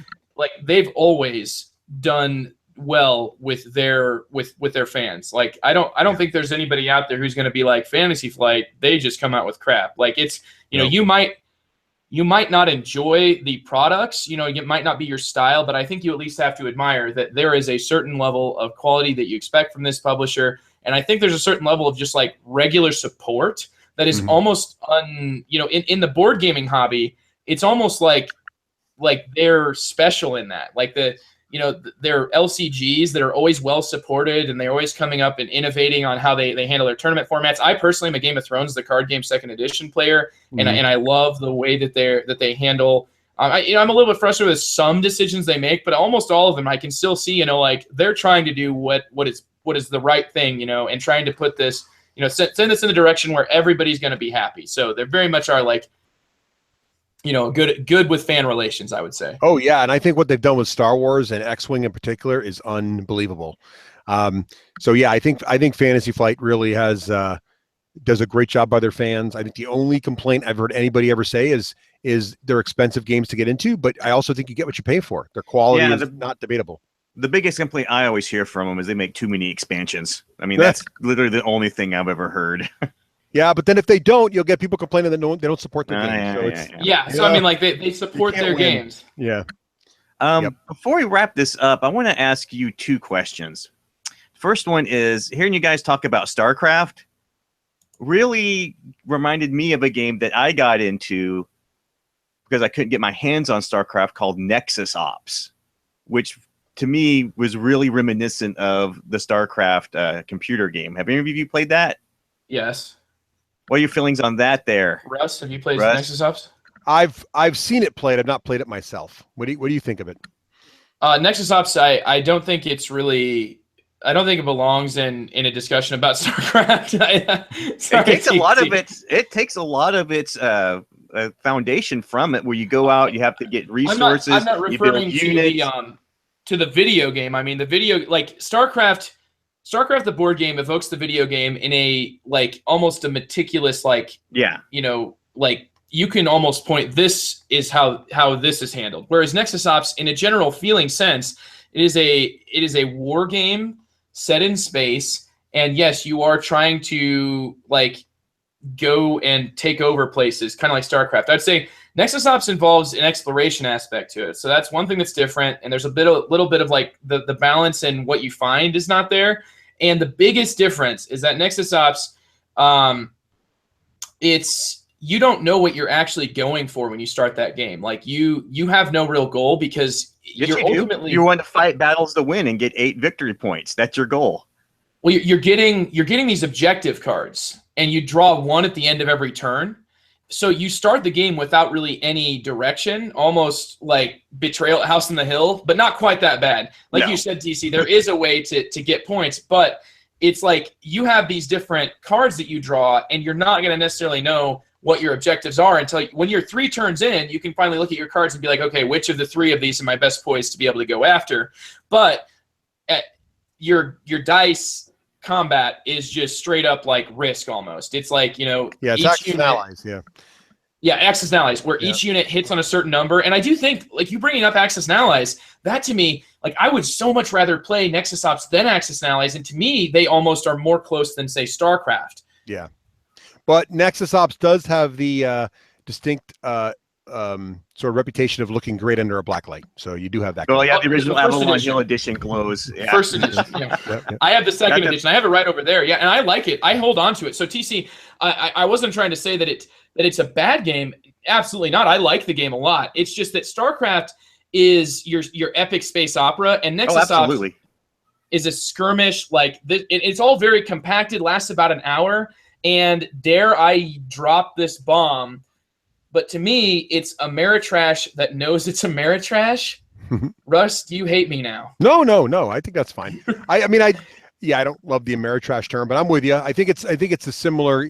It's that kind of thing where, I think a Euro gamer would say that all these games we're talking about are Ameritrash, but I think there's definitely more elegant mechanics, I would say, more interesting mechanics going on in a game in the other 3 games we discussed in the Nexus Ops. Nothing against it. I think there's I like the rolling buckets of dice as much as the next guy, but it's a different sort of experience, right? Yeah, I get branded a Euro gamer. By the way, Russ, that's what people call me, and I don't consider myself a Euro gamer. I think that like these games are beautiful, and I like Nexus Ops. So, I mean, like, I just like it for the fact that it understands that 45 minutes to an hour is how long how long I can maintain when the game is this volatile. Right. Yeah, but I could see, like, just coming from playing the StarCraft computer game, how that game took some inspiration from it. But in a way, because it's like StarCraft Lite. How about that? Yeah. I shouldn't have shut you down so hard. Like, it's like StarCraft Lite. And then another question I have for you, Russ, is there's one other game I've played that has this mechanism where you put commands down on top of other people's to execute. And it was a game I completely did not see it coming from. And that was this year's release of Pericles. And have any of you tried that one yet? No. Pericles was the one that was like a Churchill. Yeah, it was Churchill. It had the same debate mechanism, but it threw this warboard on the right, and on the warboard side to go out and fight, you actually executed commands on these little chits on the area, and you could stack them on top of each other. And I did not. Last in, first out. Yeah, I did not see that coming. I got to check that out now. I haven't seen that one. I got to go. Now you got me writing that down. Yeah, I can't quite comment on it yet because I've only played it twice, and I'm still really trying to wrap my head around that thing. But just that one mechanic, I was like, oh, Forbidden Stars lives on in my GMT game. Yay! Nice. Well, yeah, and TC will bring that aspect to the discussion for you, Russ. Like he is a war gamer. He like a lot of your chits and tweezers and your your wargamer to the like GMT games is like his it's like he could get that just pumped right into his veins and it would make him happy. Awesome. That's fantastic. Yeah, that's I'm gonna check that out now because I love that mechanic. That's what keeps me coming back to these games. But it's just one half of the mechanic. The other half is the debate mechanic, but it's there. But you need 4 people, and it's 2 rule books, so it's pretty steep. Yeah. Yeah, it definitely is a pretty big game. I mean, if it's anything like Churchill, which I have played. So, yeah, the things that we see in these 2 games, and I keep pointing there. Like, here's Forbidden Stars still in my background here on YouTube. The thing about this is just these games are they do such a great job with theme, and that's what I think. In a lot of war games, not just war games, and just a lot of games in general, I think a lot of designers don't go quite as far into really making the mechanisms represent the theme and still have their mechanical solidity, like a solid foundation that I think you just build on. And I just, it's so sad that Forbidden Stars doesn't have anything more coming out from it. Yeah, I was kind of hoping that when they announced Fallout that they would use this system. Oh no, Fallout is basically Nexus Ops. If you looked at it, it's like Nexus Ops. It kind of looked to me like it was Runebound, but anyway, I immediately saw it wasn't Forbidden Stars, and I was sad because I wanted more of this. So, Russ, I have a few questions for you based on like a listener submission, somebody who couldn't be here, and it was actually Daniel who suggested you in the first place. So, hey Daniel. The first thing, yes, Dan, and I'm sure he's going to listen to it, and he'll be very happy.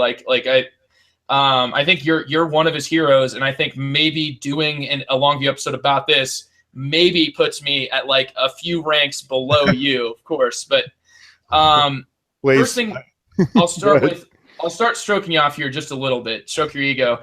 He says, sort of a personal thing. He wants to thank you for getting him to love Euro games, because it happened after he bought and played StarCraft based on the G6 generation review. Oh, cool. Well, thank you. We do. So one of the things I think that's cool is I love to look at mechanics of games that are, I love mechanics in general. Like we do a segment on our show every once in a while called Mulling Mechanics, where we talk about how different mechanics can be used. And we did a whole episode last time. It's going to go live this week on how you mitigate luck in games and what people do to do that and why luck's important, but how do you keep you like the illusion of control and all that. And we talk about that a lot. And we talk about one of the things about StarCraft. I did mention, it was funny. You mentioned the Ameritrash thing. I called StarCraft Ameritrash primarily because of its game length, because Euros don't usually go as long, and it's heavy theming and it's all the plastic and all that stuff. But I think StarCraft had, for its time, a lot of cool kind of Euro kind of mechanics brought in. Like, my co-host Craig really does not like Euro games. And his big complaint about Euro games is this idea that there's too many decisions to make and not enough time to just make them all. And I actually like that. And I think StarCraft really is, in essence, one of those things where there's so many things you want to do and you don't have enough resources or time to do them all. Which makes it have that Euro-y feel. So I'm glad he got into Euro games, Daniel. I'm excited to hear you did that, because there's so many great games on the Euro side, and there's so many great games that bring those Euro mechanics into sort of highly what would traditionally be American-style themes. It's fun to see that happening. Absolutely. Well, based on just what you said, it sounds like your co-host, to keep with our Warhammer 40K theme, needs to be burned because he's a heretic. Yeah, but he's half the show, so that'd be bad. So let's not. No, that was me. That was me attaching my own thing. Like, fair enough. Yeah. He's got a lot of questions here. The first question here is luck versus skill. So I don't think Daniel has actually played Forbidden Stars. I think that he has still stuck by StarCraft, and I think that he's stayed away from Forbidden Stars. Maybe, there's been a lot of factors as a part of that. But how would you evaluate the role of luck in StarCraft versus the role of luck in Forbidden Stars? So that's tricky. So there's dice in Forbidden Stars, so that immediately has the illusion that there's more luck involved. But because of the decks of cards in StarCraft, and because you don't have perfect knowledge of what your opponent's going to do, there's a lot of luck there too. So I would say that there's probably a little more luck in Forbidden Stars, but it's not noticeable. I think that both games are equally strategic, and quite frankly, Forbidden Stars has so much other tighter stuff that you'll stick with your strategy. Like I do think, like sometimes in a particularly long session of StarCraft, you can get just doing things to do them because it's taking so long, and you don't want to make your opponents feel bad about your taking so long to make your turn. So I think Forbidden Stars is less of that, and you're a little more strategic as you play through. I think I would add to that, because I think you're 100% right. I agree with what you said. I would add to that, though, that you mentioned something earlier that really got me thinking, and that was the phrase, the illusion of control. And I think that in StarCraft, specifically, I'm going to use this to segue into his next question as well. StarCraft gives you the quote-unquote illusion of control. And in Forbidden Stars, it doesn't attempt to do that quite as much. Right. But I think that the decisions are maybe even more important, the ones that you make in Forbidden Stars, because they are, like you said, like a great general, adjust based on what he rolls, right? You know, like obviously not, but in StarCraft, I feel like sometimes you have already lost a battle going into it. You know, that you're basically like, because of your unit comp, it's just, you know, we may as well just get this battle out of the way. By the end of the game, it feels like people have special abilities that let them like draw so many cards that they basically have their entire deck in their hand and have everything at their disposal. At least for me, it always felt like in the final rounds, everything was always there. Like you never had any amount of uncertainty. It bred this puzzle that people would take forever. And then ultimately, you know, they'd solve it and it would happen. So, I mean, maybe you have more control. But like you said, the illusion of control there, basically in StarCraft, you don't have any more control. As a matter of fact, maybe you have less control because you've already lost going into the battle. Yeah, I think there's definitely that part as well. So now maybe a true anti-luck, or anti-luck sounds bad, but someone who prefers more tactical games might say, but that's good because I outplayed you and got the right pieces there. But I agree with you. I think I do think that's about the same. And I don't think, let me put it this way. To me, when I play both games, Forbidden Stars does not feel less strategic. And I think I can get it to the table more because it plays faster. So if you crave StarCraft and if you like that style of game and you wish you had a version of it that played a little faster, I would definitely look at Forbidden Stars before it's completely out of print, because yes, do that now. A huge part of your strategy is going to be how you build your deck. That's big. You only That's ever big in get both games. Yeah. Yes. I would say that the illusion of control is still very present in Forbidden Stars, though, because you are making so many decisions. You know, like even if it's not necessarily the be all end all decisive, like this wins me the game decision, it's, you know, you're making decisions at every single point. You're never just like, I'm stuck with this. I don't ever feel stuck in Forbidden Stars. I do feel stuck in StarCraft, but like you said, that anti-luck person, which you could call me an anti-luck person. You might be right, but I don't know if I am or not. I think that it's very much like two different flavors. And I think that, like I said, I'm going to segue into the next question. The issue that can arise with StarCraft is that some people, and these are people who've played the game a ton, feel that some of the factions are vastly underpowered, almost to the point where, like, when Daniel approached me once saying, I just got a chance to play StarCraft, he said, I played as the Zerg, so of course I didn't have a chance, but I had a lot of fun. Right. Well, that's definitely true. I definitely would say that there are, like, I don't like to play the version of StarCraft where it extends the victory condition. I prefer if that player's in the game, to use the Brood War expansion to have them choose the different ability. And it's almost like a house rule with us. And I do think that while the factions are very different in StarCraft, I think Forbidden Wars has equally different factions, but they're better balanced.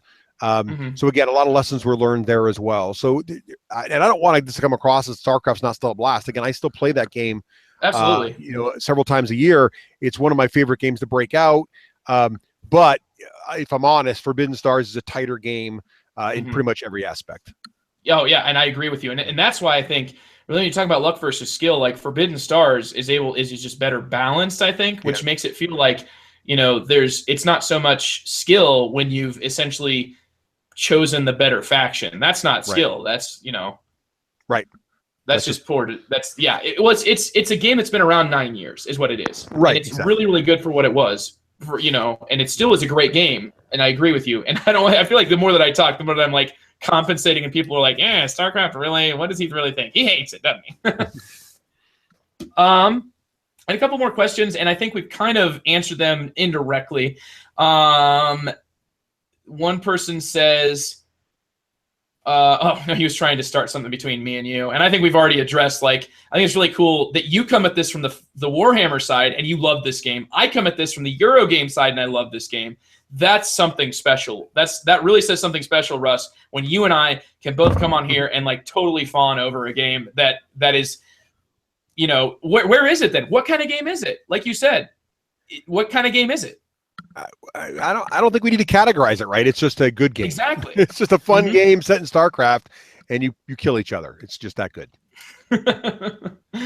Well, yeah, it mentally draining is one of the other comments. I think we already went into that it just can melt your brain, and some people say they can't play it twice in a row because it's just so mentally taxing to play StarCraft.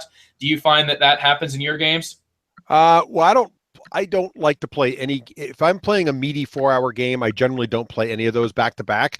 But as I said earlier, I do.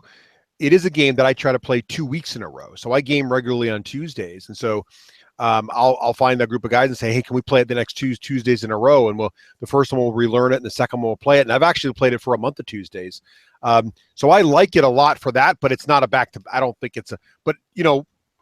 Neither's really Warhammer 40,000. I mean, that's the miniature game itself is like a 4-hour experience. You're not going to play that back to back. I mean, people do it, but you get exhausted, right? So I think it's the kind of thing where if you're playing casually, you play it, you enjoy it for an afternoon, and then maybe pick it up again next month or a couple of weeks and just play it that way. And I think it's just a great experience and one of those games where you'll play it with your friends and you'll be telling stories about that time that you just wiped out his planet with that horde of Zerglings, you know, or whatever. There'll be those memorable moments forever when you play the game, and that's what makes a great game, I think.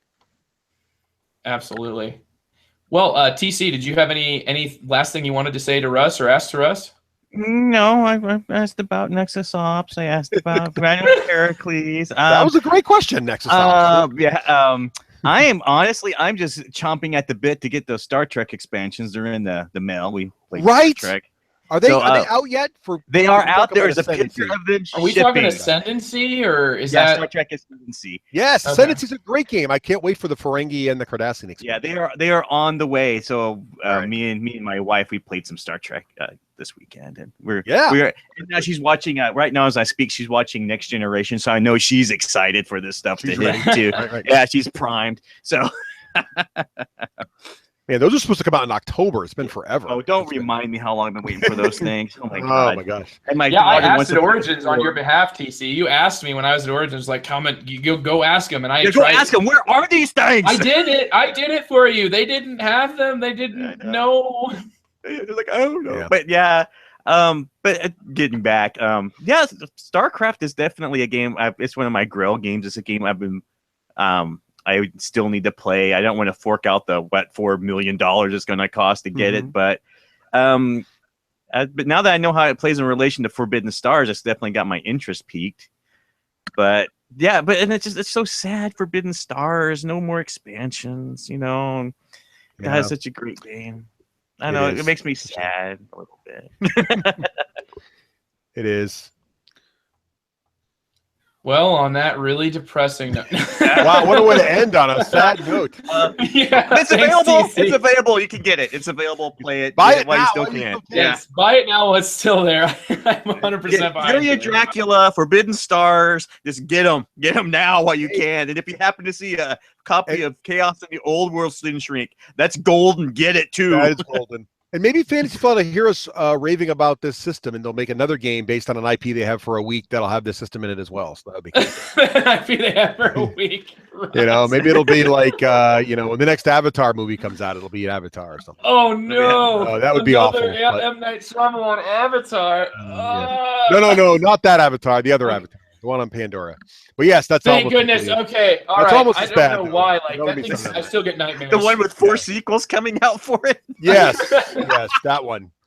Anyway, that would be a good license for 4 years, probably. You know? Yeah. All right. You get away from Cameron. Guys, thank you so much for having me on the show. This has been a blast. It's so much fun to talk with people that are passionate about these kind of games, because as you can tell, I get really excited about them. So it's really been great to hang out with you guys and chat about this. Yeah, thank you so much for joining us, Russ, and thanks so much to for setting aside this time of day, of your life, with all the different commitments that you have, and you being such a cemented, just a fixture of or something. Dude, board gaming and miniatures gaming, you've been in this for a while, and you just bring this real wealth of knowledge and wealth of experience and a passion that's been around for that long is just, it's infectious. And to me, it's, I hope that I can look back and be like, man, those were the days. Man, now you just make me feel old, dude. Well, thank you for all the kind words. I really appreciate it. It's been a blast. And again, thanks for having me on the show, guys. It's great to be able to hang out. Absolutely. Excellent. Well, absolutely. It has been wonderful. And thanks a lot to our listeners here. And hope you guys catch us next time for another episode of The Long View. Catch you guys later.